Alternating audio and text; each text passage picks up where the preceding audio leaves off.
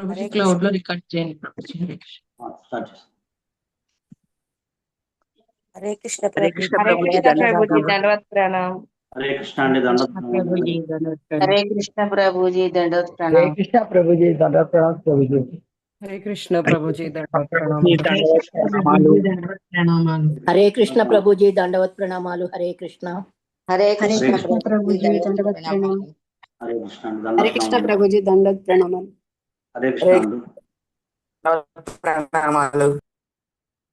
హరే కృష్ణ హరే కృష్ణ అండి. అందరికీ స్వాగతం, సుస్వాగతం. ఈరోజు భగవద్గీత యథాతథము క్లాస్లోకి మీ అందరికీ స్వాగతం.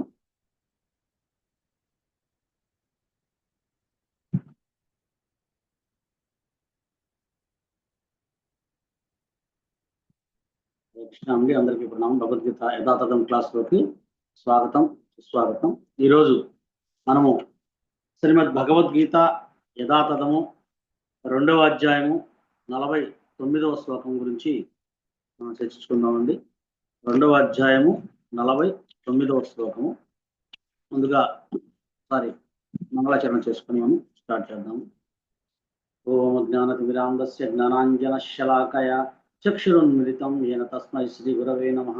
నమో విష్ణుపాదాయ కృష్ణప్రేష్టాయ భూతలే శ్రీమదే భక్తివేదాంత స్వామితి నామిని. నమస్తే సారస్వతీ దేవే గౌరవాణి ప్రచారిణి నిర్విశేష శూన్యవాది పాశ్చాత్య దేశకారిణి. జై శ్రీకృష్ణ చైతన్య ప్రభు నిత్యానంద శ్రీ అద్వైత గదాధర శ్రీవాసాది గౌరభక్త వృంద. హరే కృష్ణ కృష్ణ కృష్ణ హరే హరే హరే రామ రామ రామ హరే హరే. ముఖం కరోతి వాచాలం బంధం లంఘయతే గురుం యత్ కృపాకరం తమహం వందే శ్రీగురుం జనకారిణం పరమానందమాధవం. వాంఛాకల్పతరుభ్యశ్చ కృపా సింధుభ్యైవ చ పతితానాం పావనేభ్యో వైష్ణవేభ్యో నమో నమః. అనంతకోటి వైష్ణవ విజయ నామాచార్య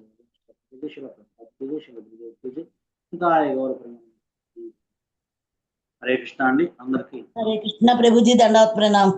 హరే కృష్ణ అండి. అందరికీ ప్రణామం. అందరికీ సుస్వాగతం. హరే కృష్ణ ప్రభుజీ దండవత్ ప్రణామ్ ప్రభుజీ. హరే కృష్ణ ప్రభుజీ దండవత్ ప్రణామాలు. హరే కృష్ణ అండి. అందరికీ ప్రణామాలు. మనము ఈరోజు మీరు వస్తున్నారా గురుమహారాజ్ తోటి? ప్రభు మాతాజీ మీరు గురుమహారాజ్ తోటి వస్తున్నారు విశాఖపట్నం? లేదు మాతాజీ, నేను గురు మహారాజ్ టీంలో ఉన్నాను మాతాజీ. నేను విడిగా ఉంటాను. ఓకే ప్రభుజీ. హరే కృష్ణ ప్రభుజీ దండవత్ ప్రణామాలు. మనము ఈరోజు శ్రీమద్ భగవద్గీత 2వ అధ్యాయము 49వ శ్లోకాన్ని, అంటే మనం భగవద్గీత మళ్ళీ స్టార్ట్ చేసాము. చక్కగా ఒక్కొక్క శ్లోకం చర్చించుకుంటూ వస్తున్నాము. ఈరోజు చాలా చిన్న భాష్యం అయినప్పటికీ కూడా చాలా మంచి మెసేజ్ ఉంది దీంట్లో, భగవంతుని యొక్క మెసేజ్. ఒకసారి శ్లోకాన్ని చూసుకున్నాము. దూరేణ హి అవరం కర్మ బుద్ధి యోగా ధనంజయ బుద్ధౌ శరణం. వినపడిద్దాను, నువ్వు మేలకొని చదువుకో. నువ్వు చదువు.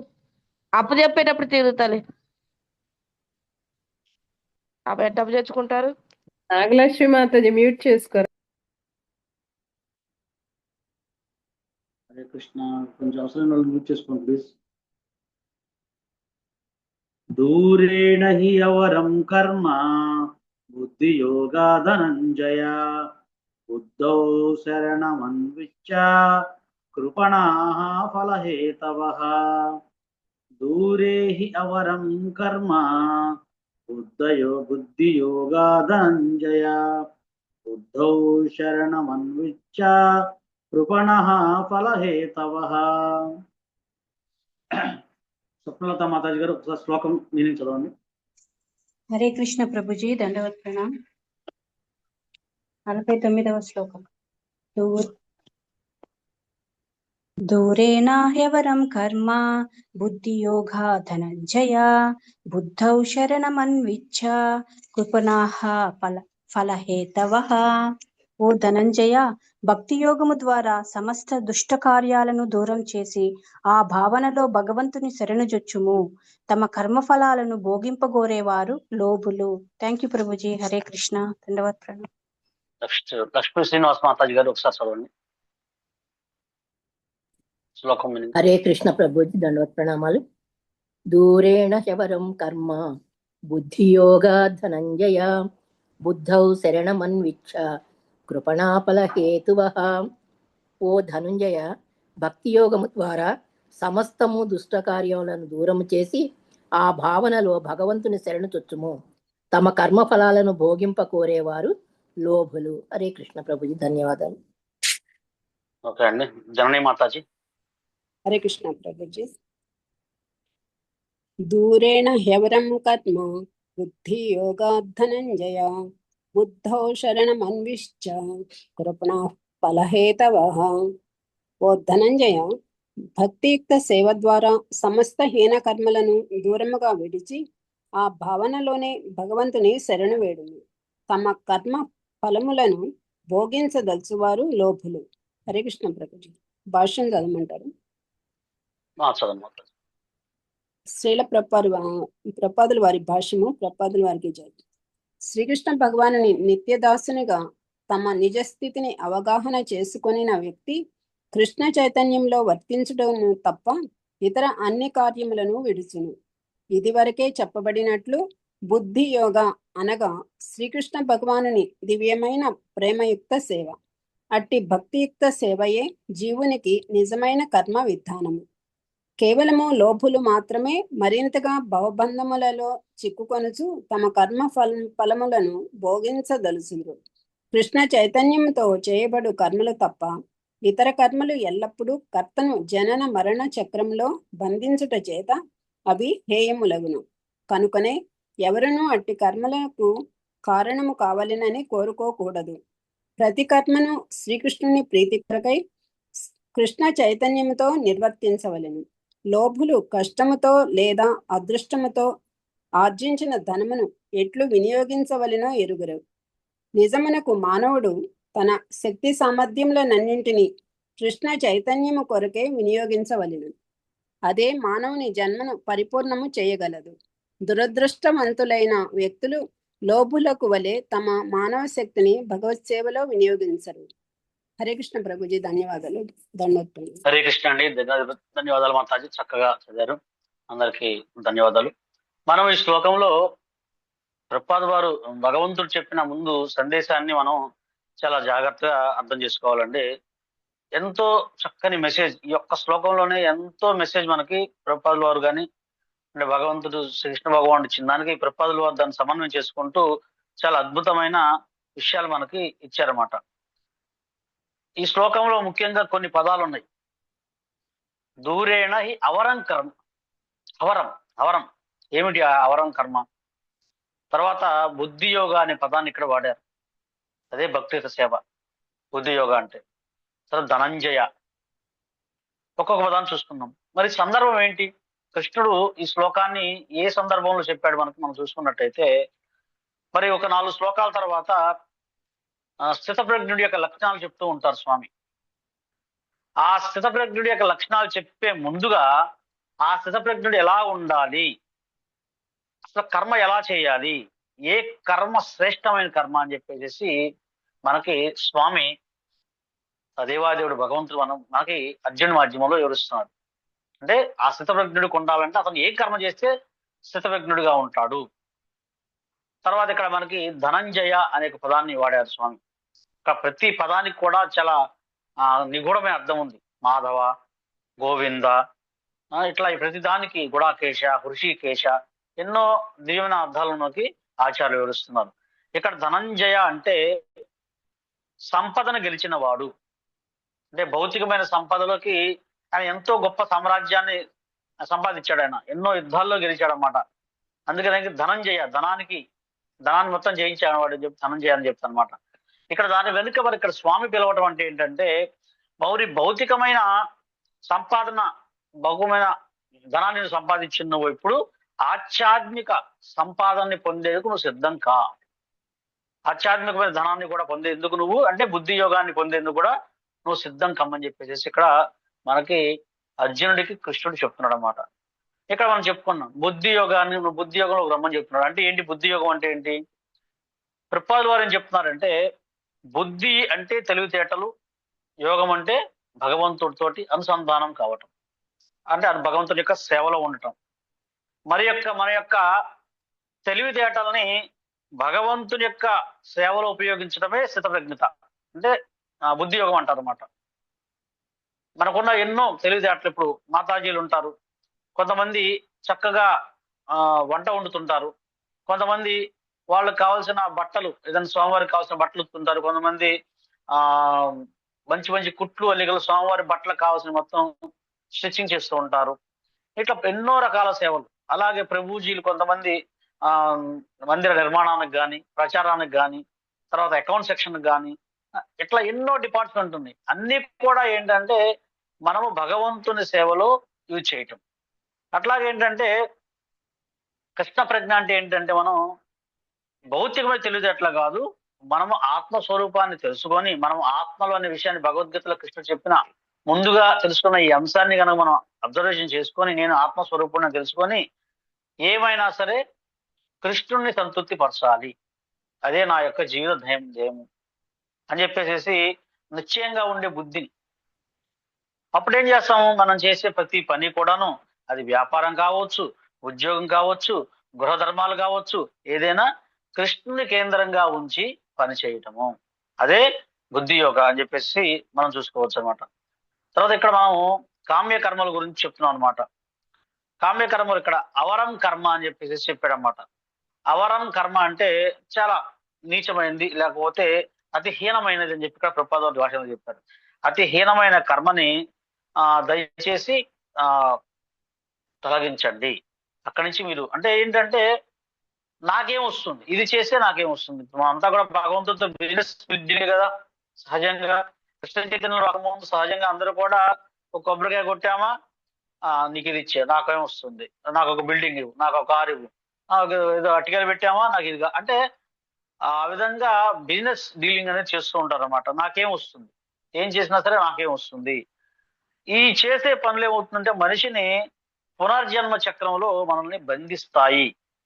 అందువల్ల అల్పమైన కర్మల్ని చాలా దూరంగా ఉంచాలి, స్వార్థపూరితమైన ఆలోచనలు కూడా మనసులోకి రానివ్వకూడదని చెప్పేసి మనం అర్థం చేసుకోవాలన్నమాట. ఇక్కడ మనం చెప్తాం, ఒక జన్మ చక్రంలో బంధించే అవకాశం ఉంది, నాకేం వస్తుంది అని చెప్పేసి. ఇది చాలా ప్రమాదకరమైన ఆట. ఇప్పుడు కొంతమంది కనుక చాలా మంది పిల్లలకి ఒక బట్టలు దానం చేస్తుంటారు, కొంతమంది ఏదో పుణ్యకార్యం చేద్దామని చెప్పేసి. దానివల్ల ఏమవుతుందంటే తర్వాత జన్మలో అతనికి ఒక బట్టల దుకాణంలోనో, ఒక బట్టల కంపెనీ పెట్టడంలోనో అటువంటి జన్మ వచ్చే అవకాశం ఉంటుంది.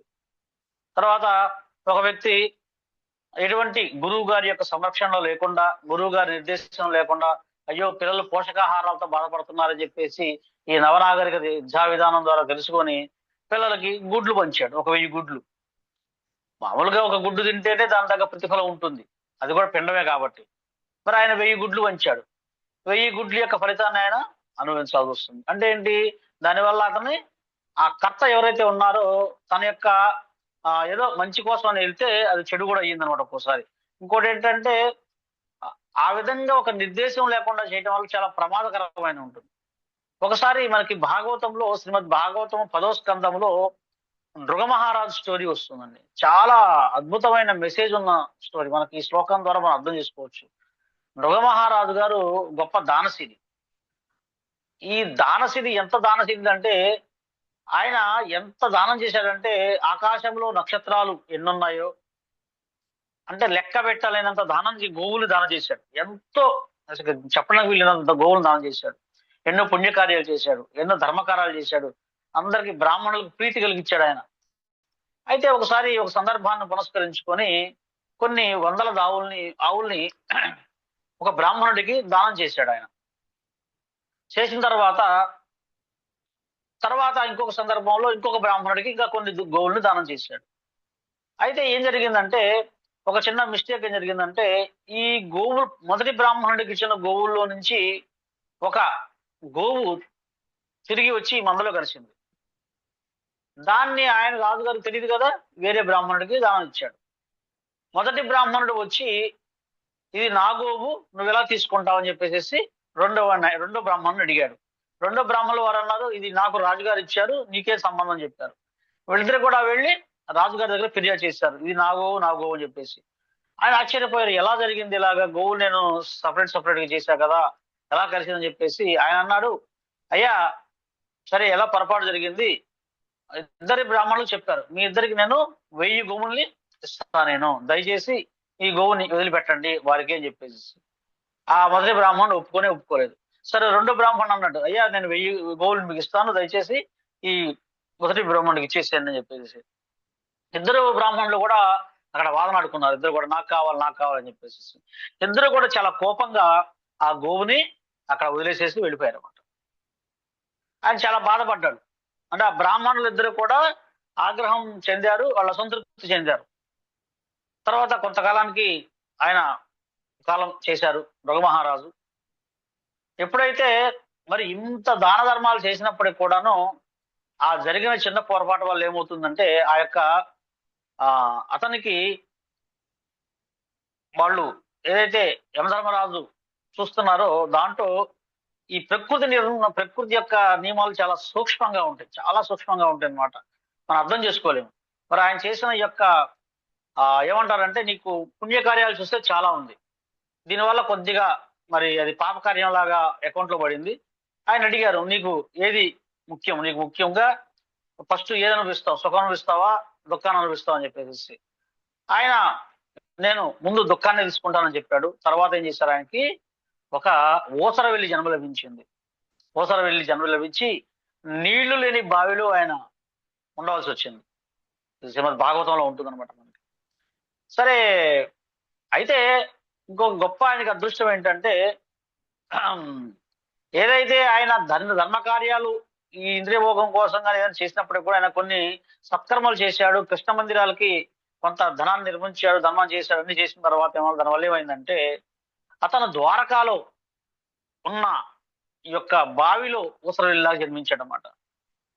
తర్వాత కొంతకాలానికి ఈ యొక్క భగవంతుని యొక్క సంతానం వాళ్ళు ఎప్పుడైతే ఒక అడవి మార్గంలో వెళ్తున్నప్పుడు, ద్వారకాలోకి వెళ్తున్నప్పుడు ఆ యొక్క బావి చూసి దాంట్లో ఊసరవెల్లి ఉందని చూసేసి పరిగెత్తుకుని వెళ్ళి శ్రీకృష్ణ భగవానుడు చెప్తాడు. ఆయన వచ్చి తన హస్తాన్ని లోపలికి పెట్టి ఆ ఊసరవెల్లిని బయటికి తీస్తాడన్నమాట. తీసి మరి అతను చేసిన కొన్ని కృష్ణ భక్తి భావంలో ఉన్న కర్మలు చేయటం వలన ఏముంటుందంటే అతనికి భగవంతుని యొక్క ధామంలో జన్మించే అవకాశం, అంటే అక్కడ శాపం లభించింది, కానీ దానివల్ల ఏమైందంటే భగవంతుని యొక్క దర్శన భాగ్యం లభించింది, భగవంతుని స్పర్శ లభించింది. తిరిగి అయినా తన మూల రూపాన్ని పొంది తర్వాత తన యొక్క కర్మలు ముగిసిన తర్వాత భగవద్ధామానికి వెళ్ళడానికి అవకాశం లభించింది. అందువల్ల ఇది చాలా ప్రమాదకరంగా ఉంటుంది. కామ్యకర్మల్లో గనక మనం ఈ యొక్క నాకేం వస్తుంది, నాకేం లాభం కావాలని చెప్పి కోరుకుంటే దాని కర్తని జన్మ మృత్యు చక్రంలో పడవేస్తుంది. అందుకని మనం చాలా జాగ్రత్తగా ఉండాలి. ఇటువంటి కర్మలకి చాలా దూరంగా ఉండాలి. అందుకనే బుద్ధి యోగాన్ని అనుసరించి కృష్ణ చైతన్యంలో మన అన్ని కర్మలు, ఇప్పుడు గురు మహారాజు వ్యాస పూజ సందర్భంగా గృహస్థులందరికీ కూడా ఒక చక్కని సందేశం ఇచ్చారండి. అంటే గురు మహారాజుని ఎవరైతే ఆయన్ని అనుసరిస్తున్నారో, ఆయన బోధనలు వింటున్నారో, ఆయన చెప్పే భక్తులు చెప్పే బోధనలు వింటున్న వాళ్ళందరూ కూడా అనుసరించాల్సిన అవసరం ఉంది. ఏం చెప్పారు గురు మహారాజు గారు, మీకు వచ్చే సంపాదనలో 11% కృష్ణ చైతన్యానికి ఉపయోగించండి. దానివల్ల ఏమవుతుంది, మనకు తెలియకుండానే మనం చేసే ఎన్నో కర్మలకి భగవంతుని, అంటే అక్కడ మనం ఏదో తప్పు చేస్తాను ఇవ్వడం కాదు, మనము ప్రీతితో భగవంతునికి కర్మ చేయటం అనేది, కృష్ణ చైతన్య కర్మ చేయటంలో మనం శిక్షణ పొందడం అవకాశం ఉంటుంది అనమాట. అందువల్ల కనీసం ఒక 10% 11% అన్న భగవంతునికి ఇస్తుంటే గృహస్థ ధర్మాల్లో భాగంగా మనము ఆ సేవలో ఉండడానికి అవకాశం లభిస్తుందని చెప్పేసి చేస్తున్నాం అన్నమాట. తర్వాత ఇంకోటి ఏంటంటే కృపణ ఫలహేతవ, ఇక్కడ చెప్పారు కృపణ ఫలహేతవ అంటే ఎవరు కృపణుడు అంటే ఎవరు, కృపణుడు అంటే పిసినారి. ఇది చాలా అద్భుతమైన సందేశం ఉంది ఇక్కడ దీంట్లో. ఎవరు దురదృష్టవంతమైన వ్యక్తులు లోబుల వలె మానవ శక్తిని భగవత్ సేవలో వినియోగించరు, వాళ్ళని కృపణ అంటున్నారు అన్నమాట. అంటే ఈ ఒక గర్గముని చెప్తారన్నమాట ఒక సందేశాన్ని. ఇతర ఆచార్యులు కూడా చెప్తారు, మనిషి జన్మను పొంది కేవలం భౌతిక సుఖాల కోసం కర్మఫలాన్ని అనుభవించేవాడు, అంటే ఆత్మజ్ఞానం తెలుసుకోకుండా కేవలం కర్మఫలాలను అనుభవించేవాడు వాడు కృపణుడే అని చెప్తున్నారు అనమాట. చాలా స్ట్రాంగ్ వర్డ్ ఇది.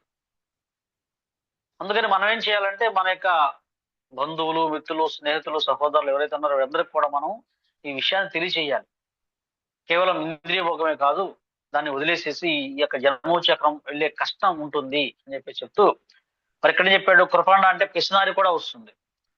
పిసినారితనం అంటే ఏంటి? ఏమిటి పిసినారితనం అంటే అమూల్యమైన మానవ జన్మ అనే పెట్టుబడి మనకు లభించిందండి. ఈ పెట్టుబడి మనకి ఉండి కూడా అమూల్యమైన 84 లక్షల జీవరాశుల్లో కన్నా అత్యంత అద్భుతమైన ఈ మానవ జన్మని మనకి పెట్టుబడి మనకు కలిగి ఉండి కూడా ఈ పెట్టుబడిని భగవత్ ప్రాప్తి కోసం వాడకుండా అశాశ్వతమైన టెంపరీ వస్తువుల కోసం వెచ్చించడం అనేది పరమ పిసినారితనం అని చెప్పేసి మనకి ఇక్కడ ఆచార్యులు చెప్తున్నారు అనమాట. ఇది పిసినారితనమే నిజంగా. అందుకే భాష్యంలో కూడా ప్రభుపాదులు కొన్ని చాట్లు చెప్తారన్నమాట. ఈ యొక్క మానవ జన్మ అనేది చెడ్డ బేరం. అంటే మనం భగవంతుడి దగ్గర ఉండాల్సిన వాళ్ళం ఇక్కడికి వచ్చి పడ్డాం, కానీ ఈ చెడ్డ బేరాన్ని ఉపయోగించుకొని మనం లాభాన్ని పొందాలి. మానవ జన్మ చాలా ఉత్కృష్టమైన అందుకే చెప్తుంది అనమాట. మరి మిగతా జీవరాశి కన్నా మానవ జన్మ చాలా ఉత్తమైంది కాబట్టి దీన్ని ఉపయోగించుకొని మనము కృష్ణ చైతన్య కర్మల్లో ఉండాలని చెప్పేసి చెప్తున్నారు అనమాట. ప్రభుపాదులు చెప్తుంటారు చాలాసార్లు, ఒక వ్యక్తి దగ్గర కోట్లాది రూపాయల ధనం ఉండి కూడా అతను ఒక పైసా కూడా ఖర్చు పెట్టకుండా ఆకలి తలబట్టిస్తే అతను పిసినారి అంటారు. అలాగే అనంతమైన ఆధ్యాత్మిక ఆనందాన్ని కనుక పొందే అవకాశం ఉండి కూడా ఇంద్రియ తృప్తి కోసం పప్పులాడితే అతను కృపణుడు, లోభి, పిసినారి అంటారని చెప్పేసి ఇక్కడ చెప్తున్నారు. అందువల్ల మనం ఏం చేయాలంటే మరి బుద్ధౌ శరణం అనిచ్చి అంటే మన బుద్ధిని భగవంతుని యొక్క సేవలో వాడాలి, ఆయనకి శరణ పొందాలి. మన ఆలోచన విధానము, మనం చేసే ప్రతి పని కృష్ణుడి యొక్క చిత్తానికి అనుగుణంగా ఉండాలి. అన్యాభిలాషిత శూన్యం జ్ఞాన కర్మాది అనావృతం ఆనుకూల్యన కృష్ణానుశీలనం భక్తిరుత్తమ. అంటే మనం చేసే ప్రతి కర్మ కూడా కృష్ణానుశీలనం, కృష్ణునికి అనుగుణంగా ఉండాలని చెప్పేసి ఉండాలన్నమాట. అందువల్ల మనం ఏం చేయాలంటే ఇప్పుడు అర్జునుడు కూడా ఏం చెప్తున్నారంటే అర్జునుడు యుద్ధం చేయాలి, కానీ తన కీర్తి కోసం కాకుండా భగవంతుని యొక్క ఆజ్ఞ మేరకు యుద్ధం చెయ్యాలి అని చెప్పేసి ఇక్కడ చెప్తున్నారు అన్నమాట. అందువల్ల ఏంటంటే ఇక్కడ మనం పిసినారితనాన్ని కూడా అర్థం చేసుకోవచ్చు. ఏంటంటే ఒక వ్యక్తికి లాటరీలో 100 కోట్లు వచ్చాయి, అతను ఆ డబ్బును బ్యాంకులోనే ఉంచి పాత బట్టలతో, చినిగిపోయిన బట్టలతో అడుక్కుంటున్నాడంటే మరి అతను ఎటువంటి పరిస్థితి చెప్పండి, ఎటువంటి దారుణమైన పరిస్థితి చెప్పండి. అట్లాగే మరి మనం ఎందుకు ఈ పదాన్ని ఇక్కడ తెలుసుకున్నామంటే మరి మన దగ్గర హరినామ సంకీర్తన, హరే కృష్ణ మహామంత్రం అనేది గొప్ప అమల పురాణం, అమలమైన దివ్యనామం మన దగ్గర ఉంది. భగవద్గీత అనే ఒక గొప్ప సంపద మన దగ్గర ఉంది. భాగవతం అనే గొప్ప దివ్య సంపద ఉంది. చైతన్య చరితామృతం అనే ప్రభుపాదుల వారి దివ్య గ్రంథాలనే గొప్ప సంపదలు మన దగ్గర ఉన్నాయి. అయినప్పటికీ కూడా మనం చిన్న విషయాల కోసము మనం పాకులాడటం అనేది, ఆ చిన్న వాటి కూడా వెంపర్లాడటం అనేది అది అంత సరైన పద్ధతి కాదు అని చెప్పేసి మనకి ఇక్కడ అర్థం చేసుకోవచ్చు అనమాట. అందుకనే చైతన్య మహాప్రభు ఏం చెప్తారు, నధనం నజనం నా సుందరిం నా కవితాం వా జగదీశ కామయే మమ జన్మనీశ్వరే భవతాద్ భక్తి అహైతుకీత్వయి. అందువల్ల కృపణ నుంచి మనము మహాత్మ స్థితిలోకి రావాలి. చైతన్య మహాప్రభు సందేశం ద్వారా ఈ కృపణ స్థితి నుంచి మనం బుద్ధి యోగాలకు వెళ్ళాలని చెప్పేసి మనం చాలా జాగ్రత్తగా అర్థం చేసుకోవాలన్నమాట. తర్వాత అట్లాగే మనం ఈ యొక్క కామ్యకర్మలు ఎంత ప్రమాదకరమైనవి అని చెప్పేసి మనం చూసుకున్నట్లయితే శ్రీమద్ భాగవతం నుంచి ఇంకొక ఉదాహరణ ఉంది. చిత్రకేతు మహారాజు అంటే ఫలాపేక్షతో చేస్తే ఎంత దుఃఖాన్ని అనుభవించాలో మనకి ఈ యొక్క చిత్రకేతు మహారాజు ద్వారా శ్రీమద్ భాగవతము 6వ స్కందంలో వస్తుంది. ఏంటి, ఆ చిత్రకేతు మహారాజుకి మరి సంతానం లేదు. ఎంతో మంది భార్యలు ఉన్నారు ఆయనకి. ఎంతమంది భార్య ఉన్నప్పుడు కూడా సంతానం కలగట్లేదు. మరి ఎంత రాజ్యము, ఎంత సంపద, ఎంత ఐశ్వర్యము, ఎంత శక్తి ఉన్నప్పుడు సంతానం లేదే అనే దుఃఖం ఆయన పీడిస్తుంది అనమాట. అంగిరస ముని వచ్చి అడిగారు, అయ్యా అంగిరస ముని వచ్చినప్పుడు, అయ్యా నాకు సంతానం కావాలి, దయచేసి సంతానం మీరు ఏదన్నా మాకు ఏర్పాటు చేయండి కొంచెము ఏదన్నా కర్మలతో అని చెప్పేసి. హరే కృష్ణ మ్యూట్ చేసుకోండి దయచేసి ప్లీజ్. మరి ఆయన వచ్చి ఏం చెప్తాడంటే, సరే నీకు సంతానం ఏర్పాటు చేస్తాము, కానీ సంతానం కలగడం వల్ల నీకు కొద్దిగా సంతోషం వస్తుంది కానీ అనంతమైన దుఃఖం వస్తుంది అని చెప్పేసి అంగిరసముని చెప్తాడు. అయినప్పటికీ లేదు నాకు సంతానం కావాలని చెప్పేసి ఆయన కోరుకోవటం వల్ల మొత్తానికి ఒక సంతానం ప్రసాదించే ఏర్పాటు చేస్తారన్నమాట. తర్వాత ఏమైందంటే మరి పుత్రుడి మోహంతో ఆయన లేక లేక కలిగాడు సంతానం యొక్క మీదే తన దృష్టి అంతా పెట్టేసి చాలా హ్యాపీగా ఉండాలనుకుంటాడు అనమాట. అయితే చాలా సంతోషం కలిగింది, చాలా ఆనందంగా ఉన్నాడు లేక లేక కలిగాడని చెప్పేసి. కానీ అక్కడ ఉండే మిగతా తల్లులందరూ కూడా అసూయ పుడుతుంది, ఇతను బిడ్డ పుట్టాడు మమ్మల్ని నిర్లక్ష్యం చేస్తున్నాడు అని చెప్పేసి ఆ బిడ్డకు విషయం ఇచ్చి చంపేస్తారు మిగతా తల్లులందరూ కూడా. దానివల్ల ఏమవుతుందంటే చాలా తీవ్రమైన దుఃఖంలో మునిగిపోతాడు. అంగిరసుని ముందుగా చెప్తాడు, దయచేసి నువ్వు ఇంకా ఇంకా దుఃఖాన్ని పొందుతావు, దయచేసి సంతానం వస్తే అని చెప్పేసి. కానీ ఏదో విధంగా నాకు పుత్రుడు కావాలని కోరుకుంది, కానీ చనిపోయిన తర్వాత ఇంకా దుఃఖాన్ని అనుభవిస్తున్నాడు అనమాట. అర్థం ఏంటంటే భౌతికమైన పనులు కొంచెము మనకి సుఖాన్ని, తాత్కాలిక సుఖాన్ని ఇచ్చినా సరే అవి భయంకరమైన శోకాన్ని మనకి మిగులుస్తాయి అని చెప్పేసి మనకి తర్వాత ఏమైందంటే మరి ఆయన నారదముని, ఇంగ్లీష్ముని వీళ్ళందరూ వచ్చిన తర్వాత వారి యొక్క సమక్షంలో, వారి యొక్క సాంగత్యంలో తిరిగి ఆయన బుద్ధి యోగాన్ని చేసి భక్తి జీవితాన్ని కొనసాగిస్తాడని చెప్పేసి చెప్తారన్నమాట. అందువల్ల మనం అర్థం చేసుకోవాలి, ఈ కామ్య కర్మలు అనేది మనకి చైతన్య చరితామృతంలో కూడా అలాగే ఉంటుంది. ఈ సర్వమఠాచార్యులు వారు ఎంతో పండితులైనప్పటికీ కూడాను ఆయన ఒక భగవంతుణ్ణి అర్థం చేసుకోలేని పరిస్థితి. స్వయంగా జగన్నాథపురిలో చేస్తున్నప్పటికీ కూడాను ఆయన కేవలం కామ్యకర్మల విషయంలోనే దృఢంగా ఉంటాడు. కానీ ఎప్పుడైతే చైతన్య మహాప్రభు సాంగత్యం తీసుకుంటాడు, ఆయన వెంటనే బుద్ధి యోగాన్ని స్వీకరించి చాలా ప్రేమగా మారిపోతాడని చెప్పేసి మనకు అర్థమవుతుంది అనమాట. అందువల్ల ఎందుకు ఇలా చేస్తున్నారంటే మనకి రూప గోస్వామి వారు ఒక శ్లోకాన్ని చెప్తున్నారన్నమాట ఉపదేశామృతంలో. అత్యాహార ప్రయాసశ్చ వ్రజల్పో నియమాగ్రహ జనసంగచ్చ లౌల్యం చ షడ్భిర్భక్తి వినశ్యతి. అంటే మనం ఏం చేస్తామంటే ఈ శ్లోకంలో చెప్పినట్టుగా దూరేణ హి అవరం కర్మ, అంటే భౌతికమైన ఫలాల కోసం పడే అవసరమైన కష్టము అది ప్రయాస అని రూపగోస్వామి చెప్తున్నారు అనమాట. ఒక చిన్న ఇంద్రియ తృప్తి కోసం ఏదో రాత్రి మగవాళ్ళు పనిచేస్తాం ఒక కృపణలాగా, కానీ భగవంతుని కోసం సమయం కేటాయిస్తున్నామా? ఎంతమంది కేటాయిస్తున్నారు? మనము భగవంతుని యొక్క సేవ కోసం ఎంత సమయం కేటాయిస్తున్నారు అని చెప్పేసి. అట్లాగే మనం దాన్ని ఎందుకు అంటున్నారంటే కృపణ అని చెప్పేసి, మనము దివ్యమైన హరినామాన్ని మన దగ్గర ఉంచుకొని కూడా మనం ఒక నిధిని దాచిపెట్టుకున్నా కూడా ఆకలితో, అంటే ఆ డబ్బున్నవాడు చాలా ధనం ఉండి కూడా ఆకలితో ఉన్నట్టుగా మనం దివ్యనామాన్ని మన దగ్గర పెట్టుకొని కూడా మనము దాన్ని చక్కని ఆ హరే కృష్ణ మంత్రం జపించకపోతే, సరిగ్గా జపించకపోతే మనము అది ఆ కృపణుడివే అవుతామని చెప్పేసి మనకి అర్థం చేసుకోవచ్చు ఇవన్నీ కూడా. అందువల్ల తర్వాత ప్రపాద్ వారు ఒక నిగూఢమైన మాట చెప్తుంటారండి ఎప్పుడు కూడా. ప్రపాదుల వారు ఒక ఉపమానం చెప్తుంటారు, ఎగ్జాంపుల్ కూడా. కామధేనువు మేకపాలు అని చెప్పేసి ఒక ఎగ్జాంపుల్ చెప్తుంటారు, భాష్యాలు ఎక్కువ రాస్తుంటారు తరచుగా. ఏమంటారంటే మన దగ్గర కామధేనువు అనే, అంటే కృష్ణ భక్తి ఉంది మన దగ్గర, చాలా ముఖ్యమైన ఓడిది. కామధేను ఉంది మన దగ్గర. అంటే ఏంటి కామధేను అంటే హరినామ చింతామణి. హరినామం అనేది ఒక చింతామణి, అది సకల ఫలాలను ఇస్తుంది అనమాట. అయినా సరే ఇది ఏ కోరికైనా మనం తీర్చగలదు, పరమానందాన్ని ఇవ్వగలదు. కానీ మనము ఆ కామధేనును పక్కన బట్టి రోడ్ల పక్కన ఉన్న ఒక మేక వేలాడే ఈ చర్మపు పొదుగుని మనం దాని నుంచి పాలు వస్తాయని చెప్పేసి పితికే ప్రయత్నం చేస్తున్నాము. మేక మెడ నుండి పాలు రావు, కేవలం శ్రమ మాత్రమే జరుగుతుంది. భౌతికమైన ఫలాలని ఆశించటము అంటే కేవలము మేక మెడను పిసకటమే, అంటే పాలు వస్తాయి అని చెప్పేసి భ్రమించటమే. అది ఎప్పటికీ దాంట్లోంచి రావు, మన ఆకలి తీరదు. కేవలం ఆధ్యాత్మికమైన చైతన్యంలో ఉండి ఆధ్యాత్మిక గురువు యొక్క సంరక్షణలో ఉంటేనే కానీ మనము నిజమైన ఆనందాన్ని పొందగలం తప్పితే. అందుకనే భగవంతుడు కూడా శ్రీకృష్ణుడు ఆనంద నిధి అంటారు.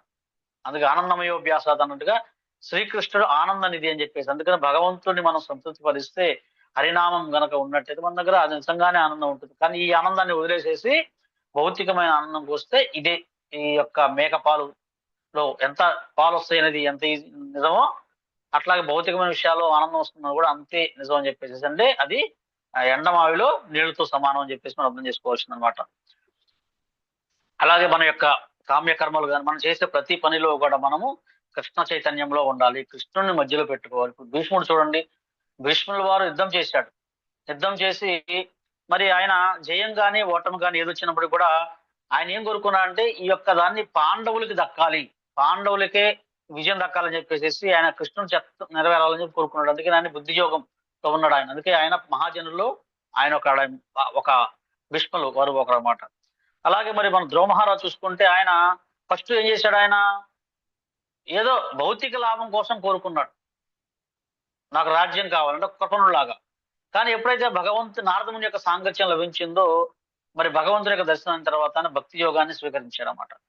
ఈ విధంగా మనం అర్థం చేసుకోవాల్సింది ఏంటంటే, మనం చివరిగా ఈ యొక్క శ్లోకం ద్వారా ఎప్పుడు కూడా నాకు ఎంత లాభం వస్తుంది అని కాకుండా ప్రేమికుడు ప్రేమికురాల మధ్య ఎటువంటి ఆ వ్యత్యాసం లేకుండా ఎంత ప్రేమను వ్యక్తపరుచుకుంటారో అలాగే మనము ఈ యొక్క దివ్యమైన శరీరాన్ని మనకి గురువు ఇచ్చారు, రెండో జన్మ ఇచ్చాడు, దాన్ని మనం దీక్ష తీసుకున్నాము, దీక్ష తీసుకోబోయే వాళ్ళ విధంగా గురువు యొక్క సంరక్షణలో ఉండి భగవంతుని నేను ఎలా ప్రేమించాలి, ఎలాగైతే గోపికలు గోపాలు ఎలాగైతే ప్రేమించారో నిష్కామంగా ఎటువంటి మనకి కోరికలు లేకుండా అలాగే మనం సేవించేసేసి ప్రేమతో భక్తితో సేవ చేయమని చెప్పేసేసి, అంటే మనల్ని భక్తుడిగా మారమని చెప్పేసేసి ఈ యొక్క శ్లోకం ద్వారా మనకి అర్థమవుతుంది. దయచేసి ఈ కృప నుంచి ఈ దాటి బుద్ధి యోగాన్ని స్వీకరించి మనము సర్వ కర్మల్ని భగవంతునికి అర్పించాలి అని చెప్పేసేసి, అలాగే మనం ఈ దివ్యనామాన్ని ఈ యొక్క మనకు భౌతికమైన ధనం కన్నా కూడా ఇప్పుడు చాలా మంది లక్ష్మీదేవి అనుకుంటే ఉంటారంటే ఈ నోట్ల కాగితాలు అనుకుంటారు. కాదు, ఈ నోట్ల కాగితాలు ఈ ఒకసారి ఇప్పుడు మనం చూసామన్న 500 కాగితము 1000 రూపాయల కాగితం తర్వాత విలువ లేదు వాటికి, అదే కాగితం. కానీ మన దగ్గర లక్ష్మీదేవి ఉంది. ఏంటి ఉంది? ఈ కలియుగంలో మన అందరికన్నా ఎక్కువ లక్ష్మీదేవి మన దగ్గర ఉంది. ఏమిటి? హరినామము. హరినామం అనే లక్ష్మీదేవి మన దగ్గర ఉంది. హరినామం అనే చింతామణి మన దగ్గర ఉంది. హరినామం అనే కామధేనం ఉంది. అందువల్ల ఈ హరినామాన్ని మనం స్వీకరించి హరినామాన్ని చాలా శ్రద్ధగా చేస్తూ మనము భక్తి యోగాన్ని స్వీకరించి గురు నిర్దేశంలో వైష్ణవ నిర్దేశంలో మనము భక్తి యోగంలో అంటే కృష్ణుడి యొక్క సేవకులుగా మారాలని చెప్పేసి ఈ శ్లోకం ద్వారా మనకి కృష్ణుడి యొక్క సందేశం అది ప్రభుపాద వారు కూడా మనకు చెప్తున్నారు. అందువల్ల భగవంతుని శరణ వేడండి, భగవత్ సేవలోనే మనం బుద్ధి యోగాన్ని పాటించాలని చెప్పేసి ఈ శ్లోకం ద్వారా చెప్తున్నారు. హరే కృష్ణ. ఏమైనా డౌట్స్ ఉంటే అడగచ్చు.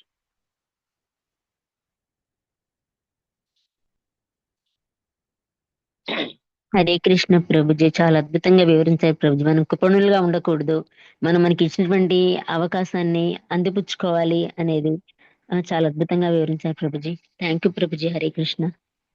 చక్కటి ఎగ్జాంపుల్స్ ఇచ్చారు అంగీరసముని, నృగ మహారాజు గురించి ఇంకా చాలా అద్భుతమైన ఎగ్జాంపుల్స్ తో చెప్పారు ప్రభుజీ. ధన్యవాదాలు ప్రభుజీ. హరే కృష్ణ. హరే కృష్ణ. ప్రభుజీ నిజంగానే చాలా మందికి తెలియదు ప్రభుజీ, మీరు అన్నట్టు మన దగ్గర ఉన్న కల్పదేను గురించి, చింతామణి గురించి, హరినామం గొప్పతనం అందరూ తెలుసుకోవాలి ప్రభుజీ. నిజంగా అప్పుడే మనం ఉద్ధరింపగలం. అందుకే అది మన అందరి బాధ్యత. ప్రభుపాద వారు చెప్తున్నారు కదా, మనకి ప్రతి ఒక్కళ్ళు అంటే ఇప్పుడున్న గురువుల యొక్క శిష్యులు కూడా అందరు గురువులు కావాలని కోరుకుంటున్నారు. కాబట్టి ప్రభుపాదుల వారు 10 లక్షల మంది ఆచార్యులు కావాలన్నారు. 10 లక్షల మంది ఆచార్యులు కావాలని చెప్పి గురు మహారాజ్ యొక్క నిర్దేశం. అందువల్ల ఆచార్యులు కావాలంటే మనం ఆ స్థితికి వెళ్ళాలి. ఆ విధంగా మనం ప్రయత్నం చేయాలి. ప్రతి ఒక్కరికి యారేదేకా తారేక కృష్ణ ఉపదేశం. మనము ఎక్కడికి వెళ్ళినా సరే భగవంతుని దివ్యనామాన్ని మనం ఫస్ట్ మనం ఆచరించాలి.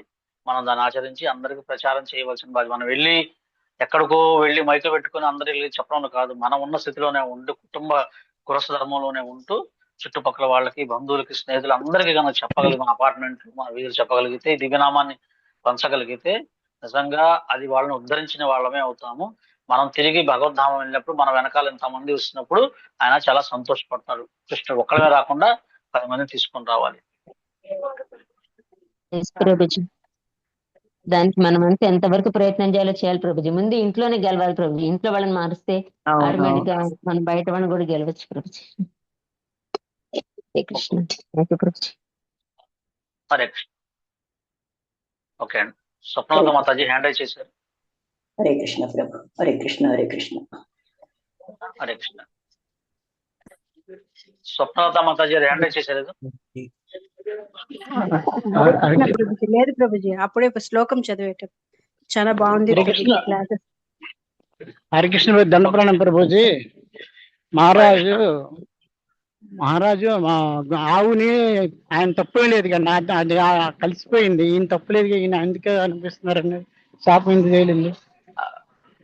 అందుకే చెప్తున్నానండి, కర్మ ఫలంలో కృష్ణ మనకేముందంటే ప్రకృతి నిర్ణయాలు మనం చాలా కఠినంగా ఉంటుందండి, చాలా సూక్ష్మంగా ఉంటుంది, మనం అర్థం చేసుకోలేము. అందుకని చాలా ప్రమాదకరంగా ఉంటుంది ఈ ఆట అని చెప్పి. అందుకే మనకి నిరూపించడానికి మరి ఆయన తప్పు లేనప్పటికీ కూడా, ఆయనకి ఎటువంటి తప్పు లేదు అయినప్పటికీ కూడా మరి వాళ్ళు వైష్ణవులు అసంతృప్తి చెందారు. వాళ్ళు బ్రాహ్మణులు వాళ్ళకి వదిలేసి వెళ్ళిపోవటం వల్ల ఆ యొక్క చిన్న పొరపాటు జరిగింది. అయినప్పటికీ కూడా ఆ చిన్న పొరపాటు జరిగినా కానీ దానివల్ల చెప్పిన దానికి ఇబ్బంది కలిగినా కానీ దానివల్ల ఏమైంది, భగవంతుని యొక్క దర్శనం లభించింది, భగవంతుని యొక్క చేతి స్పర్శ తగిలింది. అందువల్ల మనకి చెప్పారు కదా భగవద్గీతలో కూడా, ఎవరైనా సరే బుద్ధి యోగంలో మనకి యోగంలో గనక యోగ నష్టంలో కనుక పడితే ఏం చేస్తారంటే వాళ్ళకి మంచి జన్మ దొరికే అవకాశం ఉంటుంది, తర్వాత వాళ్ళు సరిదిద్దుకునే అవకాశం లభిస్తుందని కూడా మనకు తెలుస్తుంది. అందువల్ల ఏంటంటే భగవంతునికి మళ్ళీ ఆయన ఏం చేశారంటే తిరిగి భగవద్ దర్శనం లభించింది. భగవద్ దర్శనం లభించిన తర్వాత తిరిగి ఆయన భగవద్ధామం వెళ్ళడానికి అవకాశం లభించింది అన్నమాట. ఇప్పుడు మనం దామోదర మాసం చూసుకుంటాం, వాళ్ళిద్దరు కూడా మంచి యక్షుని కుమారులు అయినప్పుడు కూడా, కుబేరుని కుమారులు అయినప్పుడు కూడాను వాళ్ళు చేసే తప్పు వల్ల ఏమైంది, నారదముని శాపం ఇస్తాడు. కానీ ఒక భక్తుడి శాపం కూడా అది వరం అవుతుంది. దానివల్ల ఏమైంది, ఆ దామోదరుడి యొక్క దర్శన భాగ్యం లభించింది. దానివల్ల వాళ్ళు ఉద్ధరించబడ్డారు. అంటే డైరెక్ట్ గా నెక్స్ట్ ఈ ఉన్నతమైన జన్మకి వెళ్ళడానికి అవకాశం లభించింది. అందువల్ల ఏంటంటే ఈ కామ్యకర్మలు అనేది చాలా సూక్ష్మమైనవి అండి, చాలా ప్రమాదకరంగా ఉంటుంది వీటితోటి అని చెప్పి. అందుకే మనకి ఈ లోతు మనకు తెలియదు కాబట్టి, ఇప్పుడు ఎలా లెక్కేస్తాడు భగవంతుడు చూడండి, అజామిలుడు స్టోరీ చూడండి. అజామిలుడు కానీ ఆయన ఏం చెప్పాడు, హరినామాన్ని నారాయణ మంత్రాన్ని భగవంతుడి పేరు ఉచ్చరించుకోలేదు, కానీ వాళ్ళ అబ్బాయిని పెట్టి ఆయన పెట్టాడు నారాయణ అని చెప్పేసి. కానీ నారాయణ మంత్రం ఇవ్వడం వల్ల చివరి సమయంలో విష్ణుదూతలు వచ్చారు. అంటే ఏంది, దానికి అంత శక్తి ఉంది మనకు తెలియపోయినప్పుడు. అలాగే బయట చేసే కర్మలు కొన్ని మనకు తెలియపోయినప్పటికి కూడాను దానివల్ల అంటే చట్టంకి మనకి ఈ చట్టం తెలియపోవచ్చు, కానీ ప్రకృతి చట్టం నుంచి మనం తప్పించుకోలేము. పెద్దానికి కొన్ని వెనకాల ఎన్నో నిగూఢమైన అర్థాలు ఉంటాయి అని చెప్పేసి మనం అర్థం చేసుకోవచ్చు. దీనికి ఒక మంచి ఉదాహరణ కూడా ఇంకొకటి ఉంది ప్రభు. ఒకసారి ఒక రాజుగారు గొప్ప యజ్ఞం చేస్తున్నాడు, ఎంతో గొప్ప యజ్ఞం చేస్తున్నాడు. ఒక గొప్ప గురువుని సంప్రదించాడు. గురువుని సంప్రదించి గురువు నిర్దేశంలో చేస్తున్నాడు యజ్ఞం. దేనికి, ప్రజలందరికీ మేలు జరగాలి, తన రాజ్యంలో ప్రజలందరూ సుఖంతోషాలతో ఉండాలి అని చెప్పేసి ఒక యజ్ఞాన్ని చేస్తున్నాడు. అట్లా ఇది బాగా ఇంపార్టెంట్, గురువు నిర్దేశంతో చేస్తున్నాడు. సరే యజ్ఞం చేస్తున్నాడు, యజ్ఞం బాగా జరుగుతోంది. మరి అందరికి యజ్ఞ ప్రసాదం పెట్టాలని చెప్పేసి చక్కగా బ్రాహ్మణులు పెట్టి మంచి భోజనాన్ని భోజనం తయారు చేపిస్తున్నాడు. అక్కడ ఒక పక్కన యజ్ఞం జరుగుతోంది, ఒక పక్కన భోజనం రెడీ అవుతోంది, ఆహారం భగవంతుని నివేదించడానికి. అయితే ఈ సమయంలో ఏం జరిగిందంటే ఆకాశంలో నుంచి, అంటే ఒక అటువైపు నుంచి ఒక పెద్ద విషపూరితమైన సర్పం వెళ్తుంటే దాన్ని ఒక డేగ పట్టేసుకున్నప్పుడు దాన్ని కాపాడుకోవడానికి ప్రయత్నం చేస్తుంది. దాని మీద కాటు వేయాలని చూస్తుంది. ఈ కాటు వేసే సందర్భంలో ఆ యొక్క విషం తప్పించుకున్నప్పుడు ఆకాశం నుంచి ఆ విషం వచ్చి ఈ యొక్క ఆహారంలో పడింది. ఆహారంలో పడటం వల్ల ఏమైందంటే అది కలిసింది. మరి ఆ విషయం ఎవరికి తెలియదు. అది వడ్డించారు. వడ్డించిన తర్వాత మొదటి విడత ఎవరికైతే వడ్డించారో ఆ వడ్డించినప్పుడు కొంతమంది బ్రాహ్మణులు చనిపోయారు ఆహారం తిని. బ్రాహ్మణులు ఆ యొక్క రాజుగారు చాలా వడికిపోయాడు. అరే ఇదేంటి ఇలా జరిగింది, ఏంటి, నేను నిర్దేశంలో చేస్తున్నాను, మరి ఎంత బాగా చేస్తున్నాను, అన్ని సత్కర్మలు చక్కగా జరిగినాయి, ఇలా చనిపోయారని చెప్పేసి ఆయన చాలా దిగులు పెట్టుకున్నాడు అనమాట. ఆయన చాలా ఇబ్బంది అయిపోయింది, ఆయనకి ఏం చేయాలో అర్థం కాలేదన్నమాట. మరి ఇక్కడ చూడండి, రాజుగారు తప్పేం లేదు. రాజుగారు చక్కగా మంచి గురువు నిర్దేశంలో యజ్ఞం చేస్తున్నాడు, బ్రాహ్మణులందరికీ చక్కగా అన్ని ఏర్పాటు చేశాడు, అన్ని కులాల వారికి వాళ్ళకి అన్ని ఏర్పాటు చేశాడు. గురువు గారు తప్పు లేదు, చక్కగా నిర్దేశం ఇచ్చాడు. వంట వాళ్ళ తప్పు కూడా లేదు. వంట వాళ్ళు కూడా చాలా చక్కగా శుచిగా శుభ్రతగా భగవంతుని యొక్క నిర్దేశాన్ని వంట ఆహారం తయారు చేశారు. తినేవాళ్ళు తప్పు ఉందా? లేదు. భగవత్ ప్రసాదం యజ్ఞ ప్రసాదం తినడానికి వచ్చారు, వాళ్ళు తింటున్నారు. మరి ఇక్కడ పాము తప్పు ఉందా? పాము తప్పు కూడా లేదు. ఎందుకంటే పాము కాటేయడం అనేది దాన్ని రక్షించుకోవడం సహజ లక్ష్యం. మరి డేగ తప్పు ఉందా? డేగ కూడా ఎందుకంటే తన ఆహారం పాము. మరి ఇక్కడ ఈ తప్పు ఎవరి అకౌంట్ లో వేయాలి? ఈ సందేహము యమధర్మరాజుకు వచ్చింది. ఈ యొక్క ఇంతమంది చనిపోయిన ఈ పాపాన్ని ఎవరి అకౌంట్ లో వేయాలి? చెప్పగలరా మీరు? దయచేసి చెప్పాలనుకున్న హ్యాండ్ రైజ్ చేయొచ్చు. మరి ఇటువంటి క్లిష్టమైన దాని గురించి ఎవరి అకౌంట్ లో వేయాలి అంటే ప్రకృతి చట్టాలు సూక్ష్మంగా, చాలా సూక్ష్మంగా ఉంటాయి, మనం అర్థం చేసుకోలేము అనమాట. ఇప్పుడు ఎవరి అకౌంట్ లో వేయాలి దీన్ని?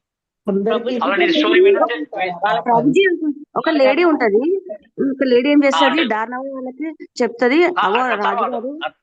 మనం చెప్పుకుంటున్నాం కాబట్టి తర్వాత స్టోరీ చెప్పుకుంటున్నాం. Hare Krishna Prabhuji, Hare Krishna Prabhuji.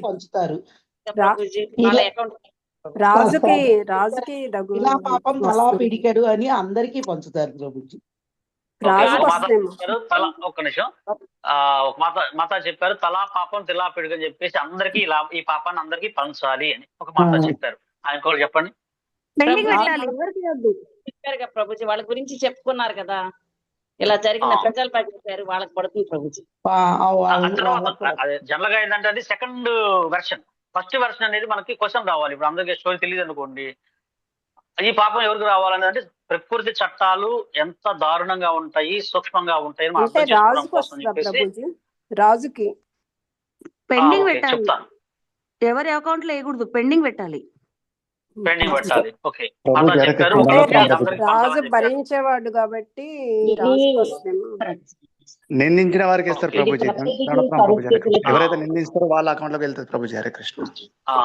Okay, thank you. మీరు అందరూ కూడా మంచి, అంటే ఆల్రెడీ స్టోరీ వినున్నాం కాబట్టి చాలా సార్లు చాలా మంది చెప్తుంటారు కాబట్టి ఓకే. మనం దీనిలో సెకండ్ పార్ట్ ఏంటంటే, మరి మీరు చెప్పినట్టుగా కరెక్ట్ గానే నిజం, అదే కరెక్ట్. ఏంటంటే యమధర్మరాజు ఈ ఒక్కసారి పెండింగ్ లో పెడతారు, అంటే దీన్ని ఎవరికి అకౌంట్ లో వేయాలని చెప్పేసి. అప్పుడు దీంట్లో సెకండ్ పార్ట్ ఏంటంటే, ఎవరో ఒక గృహిణి, ఆమె ఎంత అసూయ ఉందంటే రాజుగారి పట్ల, మరి ఆ రాజ్యంలోనే ఉంటూ రాజుగారి పట్ల అసూయగా ఉంటూ, ఆమె రాజుగారి యొక్క సౌకర్యాలు తీసుకుంటూ కూడా రాజుగారి పట్ల అసూయగా ఉండి, ఎవరైతే కొన్ని సద్బ్రాహ్మణులు వచ్చి అయ్యా పలానా రాజ్యానికి ఇటువైపు వెళ్ళాలి అన్నప్పుడు, అయ్యో మీకు తెలీదా ఆ రాజుగారు విషం పెట్టి చంపుతారు ఆహారంలో అని చెప్పడం వల్ల ఏమైంది, ఆ సద్బ్రాహ్మణుల యొక్క సాంగత్యం రాజుగారు తీసుకోలేకపోయారు, వాళ్ళు వేరే మార్గం వెళ్ళిపోయారు. అప్పుడు ఏమైంది, యమధర్మరాజు ఈ ఇంతమంది చేసిన పాపాన్ని ఆమె అకౌంట్ లో వేయనని చెప్పారు. వ్రజల్ప చేసింది. ఆ వ్రజల్ప ఆమె చూడలేదు, ఆమెకు తెలియదు, ఏం చేయలేదు, కానీ ఆ అకౌంట్ లో పడిపోయింది. దానివల్ల ఏమైంది, ఆమె ఎన్నో జన్మల పాటు జన్మొచ్చి చక్రం తిరగాల్సిన అవసరం, నీచ జన్మలో రావాల్సి వచ్చింది అనమాట. అందుకని మనకేం చెప్తారంటే, వ్రజల్ప చేయకూడదు. ఒకటి, మనం వినకుండా, మనం చూడకుండా, మనం తెలియని విషయాలు దబక్కన మాట్లాడకూడదు. ఇంకోటి ఈ కథ చెప్పడానికి ఈ యొక్క చెప్పడం లేదంటే, ప్రకృతి యొక్క చట్టం అనేది చాలా సూక్ష్మమైనది. భగవంతుని యొక్క చాలా మంది నిర్దేశకులు ఆయన అన్ని గమనిస్తూ ఉంటారు. రాత్రి పగళ్ళు, తర్వాత పగలు సూర్యుడు, రాత్రి చంద్రుడు, అష్టదిక్పాలకులు, నక్షత్రాలు, ఎన్నో మన యొక్క చర్య ప్రతిచర్యని గమనిస్తూ ఉంటాయి. మన హృదయంలో ఉండే పరమాత్మ అన్నిటికన్నా గమనిస్తూ ఉంటాడు. అందువల్ల ఈ యొక్క ప్రపాదవారు చెప్తారన్నమాట, దైవనేత్రేణ, భగవంతుని దైవనేత్ర నుంచి ఎవరు తప్పించుకోలేరు. ఈ భౌతికమైన కెమెరాలను తప్పించుకోవచ్చు కానీ తప్పించుకోలేము. అందుకనే చాలా ప్రమాదకరమైన పరిస్థితి ఉంది. కాబట్టి అందుకని మనము ఈ కృష్ణ చైతన్యంలో మన కర్మలు చేసినట్లయితే, మన సర్వకర్మల్ని కృష్ణ చైతన్యంలో ఉన్నట్లయితే, అప్పుడు ఈ ప్రమాదం నుంచి, ఈ జన్మ మృత్యు చక్రం నుంచి, అన్నిటికన్నా పెద్ద సమస్య ఏంటంటే ఈ జన్మ చక్రంలో చిక్కుకో నుంచి విడుదల పొందాలి. అది మెయిన్ మనం చేయాల్సిన కర్తవ్యం. కాబట్టి ఈ మానవ జన్మని ఉపయోగించుకొని మనం దీన్ని ముందు ఈ చక్రాన్ని కట్ చేయాలన్నమాట. అప్పుడు భగవంతుని యొక్క ధామానికి వెళ్ళడానికి మనకి అవకాశం లభిస్తుంది. అది దీని యొక్క అర్థం అనమాట. ప్రభుజీ అర్థమైందా? ఇందాక మీరు అడిగిన ప్రశ్న ఏదైతే ఉందో, ఎందుకు ఇలా జరిగిందంటే, మనకు తెలియకుండా కొన్ని కర్మలు చేసినప్పటికి కూడా నాకేం వస్తుందని తెలిస్తే ఈ ప్రమాదం అవకాశం ఉందన్నమాట. అది అంటే అతను భగవంతుడి లీలల్లో భాగం పంచుకోవటానికి కూడా అతనికి అవకాశం వచ్చిందిగా ప్రభుజీ. కొన్ని సత్కర్మలు చేశాడు కదా ఆయన, కొన్ని కృష్ణ భక్తులకి, మందిరాలకి, వీటికి నిర్మాణం చేశాడు కాబట్టి ఖచ్చితంగా అది చెప్పారు కదా, నేహావిక్రమణ స్వస్తి ప్రత్యవాయున విద్యతే స్వల్పముప్యస్య ధర్మస్య త్రాయత్వ మహత్వ. భగవంతుడు చేసే కొద్దిపాటి సేవ కూడా అకౌంట్ లో పడుతుంది. అందువల్ల అతను చేసిన చిన్న పొరపాటు వల్ల అతనికి, అంటే ఇక్కడ ఏంటంటే చిన్న పొరపాటు వల్ల నాది సుఖం వస్తుంది అనుకుంటే ఈ ఇబ్బంది వస్తుంది. కానీ భగవంతుడు చేసే ప్రతి పని కూడా భగవంతుడు స్వీకరిస్తాడు. ఖచ్చితంగా మనకి మంచి సాంగత్యం లభిస్తుంది ఖచ్చితంగా. అంటే అసలు ఆయన పొరపాటు చేయలేదు, కానీ ఆ ఇద్దరు బ్రాహ్మలు వదిలి వెళ్ళటం మూలకంగా చిన్న దోషం ఆయనకు అంటింది. దాన్ని యొక్క లీలలో ఉపయోగించడానికి అతని శాపం వచ్చింది. మరి అంత అన్ని యజ్ఞాలు చేసి అన్ని ధనాలు చేసిన ఆ వ్యక్తికి అటువంటి ఇబ్బంది వస్తే, చేస్తే మనకి సత్కర్మలు కనుక ఆ విధంగా తెలియకుండా, ఒక నిర్దేశం లేకుండా కనుక చేసినట్లయితే వాళ్ళ పరిస్థితి దారుణంగా ఉంటుందండి. అందుకని చాలా ప్రమాదకరమైంది. కాబట్టి మనము కృష్ణ చైతన్య కర్మలో ఉండాలి అని చెప్పేసి మనకి శ్లోకం. అంటే దూరేహి అవరం కర్మ, అటువంటి కర్మలు వదిలేసేసి బుద్ధి యోగం మనం ఉండాలి అని చెప్పేసి మనకు తెలుస్తుందండి. మనకు తెలియకుండానే కొన్ని జీవులు మన వల్ల చనిపోతాయి. లైక్ దోమలు, చీమలు, ఇట్లాంటివన్నీ, అవన్నీ కూడా సంచిత పాప కర్మల క్రింద వస్తాయి ప్రభుజీ. అందుకే మనకు తెలియకుండా మనం చేస్తున్నాం కాబట్టి ఇప్పుడు అందుకేం చేస్తారంటే, ఆహారం ఉండేటప్పుడు కానీ, ఎలా ఉంటుందంటే ఆఖరికి మనము ఒక వాటర్ని ఉడకబెట్టేటప్పుడు దాన్ని కొన్ని సూక్ష్మజీవులు చనిపోతాయి. ఎందుకు మనం చేస్తే భగవంతుడు దానికి ఇచ్చాడని చెప్పాడు. మనం చేసి ఏదైతే ఆహారం ఉందో దాన్ని భగవంతుని నివేదించి యజ్ఞ ఫలంగా మనం స్వీకరించినట్లయితే మనకి వాటి నుంచి ముక్తి చెందుతాము అని చెప్పేసి భగవద్గీత 3వ అధ్యాయంలో వస్తుంది అనమాట. సో మనము యజ్ఞ ప్రసాదంగా స్వీకరించాలంటే భగవత్ ప్రసాదంగా స్వీకరించినట్లయితే అప్పుడు వాటి వల్ల వచ్చే దోషాలు ఏదైతే ఉన్నాయో ఆ దోషాలు మనకి సమస్య లేకుండా మనం నడిచేటప్పుడు కొన్ని జీవులు చనిపోతుంటాయి. ఎన్నో రకాల సూక్ష్మ జీవులు మనకి అనుగుణంగా చాలా చాలా ఉంటాయి కాబట్టి అందువల్ల మనకి కష్టం అవుతుంది. అందుకని మనం కష్ట చైతన్యంలో ఉంటూ ఖచ్చితంగా భగవత్ సందేశం కనుక మనం భగవంతుని యొక్క నిర్దేశంలో కనుక మనం చేసినట్లయితే ఈ కర్మలు మనల్ని ఈ వీటి మిగతా వాటి నుంచి మనం ఎఫెక్ట్ పడకుండా ఉంటాం, అంటే త్రివిధ తాపాలుగా ఎఫెక్ట్ పడకుండా ఉంటామని చెప్పేసి తెలుస్తుంది మనకి ప్రభుపాద వారి యొక్క భాష ద్వారా. ఏమైనా వేరే మార్గం ఉందా ప్రభుజీ ఈ సంచిత పాప కర్మలు తప్పించుకోవడానికి? ఒకటే మాత్రం మాతాజీ, హరినామము, హరినామ హి కేవలం. ఓకే, హరినామం తప్పితే వేరే మార్గం లేదు. అంటే ఇప్పుడు ఎలా ఉంటుందంటే అండి సంచిత కర్మలు అంటే ఎలాగంటే ఇప్పుడు ఈ కర్మలు ఎలాగుంటాయి అంటే కొన్ని బీజం రూపంలో ఉంటాయి, కొన్ని మొలకెత్తే దశలో ఉంటాయి, కొన్ని మెలకొత్తాయి, కొన్ని బాగా ఫలములాగా మారిపోతాయి. అలాగే మనకి ఇంకా రాకుండా బీజం రూపంలో కొన్ని మూటలు కోట్లాది మూట కట్టేసి ఉంటాయి మనకి. అవన్నీ కూడా నెక్స్ట్ రెడీ అవడానికి సిద్ధంగా ఉన్నాయి అనమాట కర్మలు రావడానికి. అందుకని మనం ఏం చేయాలంటే ఒక ఉదాహరణ చెప్తారన్నమాట ప్రభు. ఏం చెప్తారంటే క్లాస్ లో మేము విన్నాము, సీనియర్ డివోటీ ఏం చెప్పారంటే ఇప్పుడు మాతాజీలు మీరు అందరూ కూడాను దయచేసి మ్యూట్ చేసుకోరా ప్లీజ్. ఎవరో డిస్టర్బెన్స్ ఎవరైనా అన్మ్యూట్ చేసుకుంటే దయచేసి మ్యూట్ చేసుకోండి.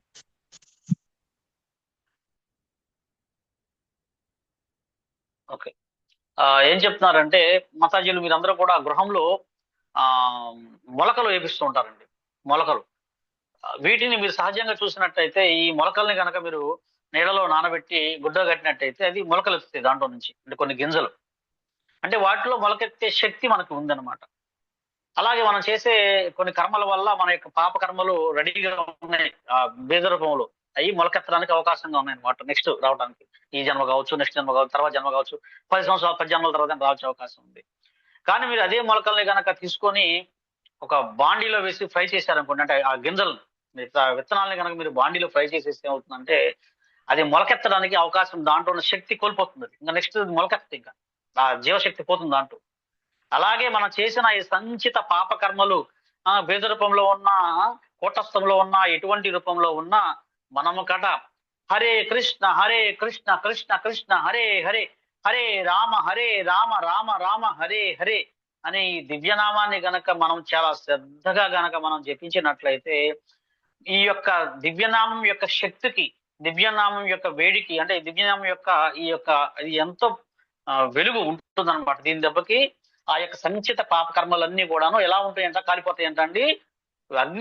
అగ్ని దగ్గర మన దూది ఎలా కాలిపోతుందో అలా కాలిపోతాయంట ఆ యొక్క సంచిత కర్మలన్నీ కూడా. అందువల్ల దీనికి అంత శక్తి ఉంది. అందుకే దీన్ని హరినామ చింతామణి అన్నారు అన్నమాట. హరినామము అంత శక్తివంతమైంది. అందుకే ఈ కలియుగం మనకి ఇచ్చింది హరేర్నామ హరేర్నామైవ కేవలం కలో నాస్తి ఏవ గతిరనేది. అందుకని ఈ సంచిత కర్మలు కానీ, పాపకర్మలు కానీ, కూటస్థ బీజం ఏ రూపంలో ఉన్నా సరే వాటిని తొలగించుకోవడానికి ఏకైక మార్గము హరినామం తప్పితే వేరే మార్గమే లేదు. అందువల్ల మరి ఎన్నని మనం తొలగిస్తాం చెప్పండి? కేవలం హరినామం చేసుకుంటే చాలు, మనకి అన్ని తొలగించబడతాయి. ఇది మనకి శాస్త్రం చెప్తుంది. ఓకే అండి. మనం తెలిసి పట్టుకున్నా తెలియక పట్టుకున్న అగ్ని మన కాల్చివేసినట్టు ఇవన్నీ మనకి జరుగుతుంది.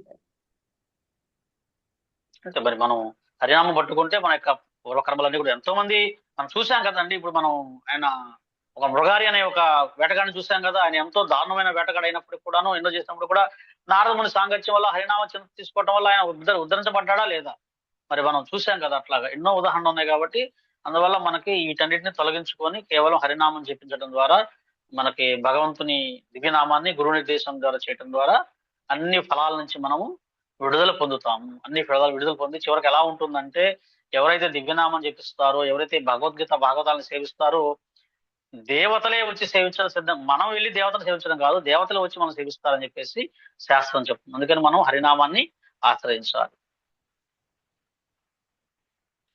ఓకే అండి, థ్యాంక్ యూ. ఈరోజు మంచి కృష్ణ కథ మనం చర్చించుకోవడానికి అవకాశం లభించింది. సో మీరు కూడా చాలా శ్రద్ధగా కొన్ని ప్రశ్నలు కూడా చెప్పారు. ధన్యవాదాలు. మనము ఈరోజు ఇక్కడతోటి ఈ చర్చని ముగిద్దామండి. హరే కృష్ణ. హరే కృష్ణ వాంఛాకల్పతరుభ్యశ్చ కృపా సింధుభ్యేవ చ పతితానాం పావనేభ్యో వైష్ణవేభ్యో నమో నమః. అనంతకోటి వైష్ణవ భక్త బృంద की जय. रामाचार्य हरिदास ठाकुर की जय. श्री प्रभुपाद की जय. श्री गुरुदेव की जय. निताय गौर प्रेमानंदे हरि हरि हरि बोल. తర్వాత హరే కృష్ణ ప్రభుజీ ఇక్కడ మనకి హరే కృష్ణ మాత. ఇక్కడ హరే కృష్ణ మాత. ఇక్కడ మనకి 58 మంది ఉన్నారండి. ఎవరైనా సరే వారి గృహాల్లో ఎవరైనా పిల్లల యొక్క లేకపోతే పెద్దవాళ్ళు కానీ మాతాజీలు కానీ ఎవరైనా పుట్టినరోజులు ఉన్నా, పెళ్లి రోజులు ఉన్నా, తర్వాత ఏదైనా గృహ ధర్మాల్లో ఉన్నా, లేకపోతే ఇటువంటి శారీరకంగా ఏదైనా అనారోగ్యం మంచి ఏదైనా ఇబ్బందులు ఉన్నా సరే, ఏ విధంగా ఉన్నా సరే వారందరి కూడా ఈ యొక్క భౌతికమైన బాధలు తొలగించబడి అయితే దివ్యమైన చైతన్యంలో ఉండాలని, భగవత్ ప్రేమ కృష్ణ ప్రేమ పొందాలని చెప్పేసి మనం అందరం కలిసి ఒక్కసారి హరే కృష్ణ మహామంత్రం చెప్పి యొక్క మనము క్లాస్ ని ముగించుకున్నాం. అందరూ ఒకసారి అన్మ్యూట్ చేసుకొని అందరు కలిసి ఒకేసారి మనము హరే కృష్ణ మహామంత్రం చెప్తాం అందరి కోసం చెప్పేసి. హరే హరే కృష్ణ హరే కృష్ణ కృష్ణ కృష్ణ హరే హరే హరే రామ హరే రామ రామ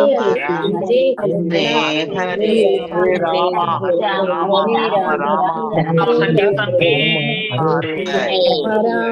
హరే కృష్ణ మహామంత్ర की जय. గౌర ప్రేమానందే హరి హరి హరి బోల్. హరే కృష్ణ. హరే కృష్ణ. హరే కృష్ణ ప్రభు. హరే కృష్ణ. శ్రీ కృష్ణ ప్రభుజీ హరే కృష్ణ. హరే కృష్ణ.